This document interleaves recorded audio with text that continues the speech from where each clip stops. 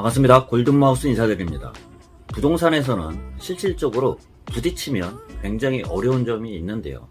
상가 임대차 계약 같은 경우는 임차인이건 임대인이건 서로 잘 만나야 된다고 예전에도 말씀드렸는데, 실질적으로요, 본심이 나타나는 거는 막말로 돈이 왔다 갔다 할 때 계약을 하거나, 또한 폐업을 했을 때 돈을 주고받고 했을 때 그분들의 본심이 나온다고도 할 수 있는데요.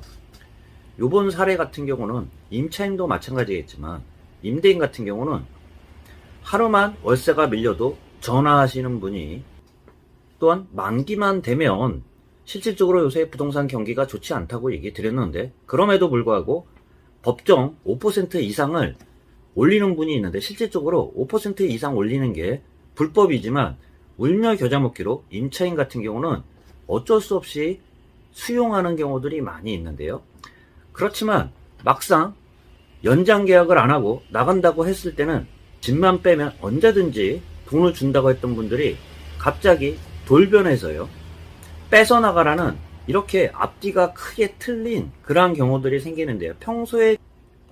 평소에는 본심을 보이지 않지만 결정적으로 계약을 하거나 계약을 해지했을 때 그분들의 본심이 나온다고 할 수 있습니다.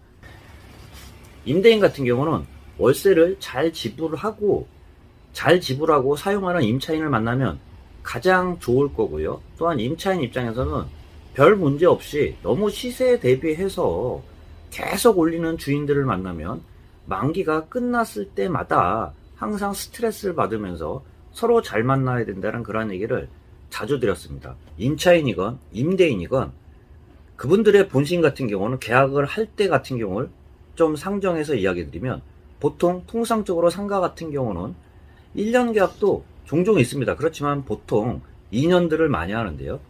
1년만 하시는 분들 같은 경우는, 임대인이 1년만 원하시는 분들 같은 경우는 임차인 입장에서 조금 임차인 입장에서 한번 의심을 해야 된다고 생각을 하시는 게, 만기가 끝나면 항상 법정 상승률인 5%까지 계속 그 임대료를 올릴 가능성이 굉장히 많은 분이라는 거를 염두를 하시는 게 좋을 거라는 말씀 현업 입장에서 드려보고요.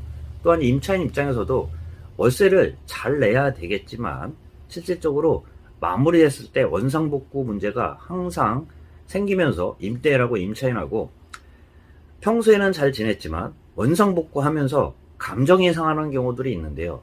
실질적으로 부딪혔을 때요, 원상복구 문제만 생기면 사소한 것 같고 감정이 틀어진 상태이기 때문에 보통 계약을 해지를 할 거예요. 그런 상태에서 원상복구 문제가 나오면 서로 별로 좋지 않은 말이 왔다 갔다 하게 되는데요. 제가 모두에 말씀드린 것처럼 임대인 같은 경우는 상가를 잘 운영을 하면서 월세를 안 밀리는 사람이 가장 좋고요. 당연히 임차인 입장에서도 시세 이상껏 항상 올리는 그러한 분들보다는 시세에 맞춰가지고 항상 편리하게 임차인이 장사할 때 도움을 주지 못할 망정 해를 끼치는 그러한 주인들은 만나지 않는 게 상책이라는 말씀과 함께 임대인이건 임차인이건 서로 잘 만나야지 복이라는 말씀 다시 한번 드리면서 영상 마치도록 하겠습니다. 골든마우스였습니다.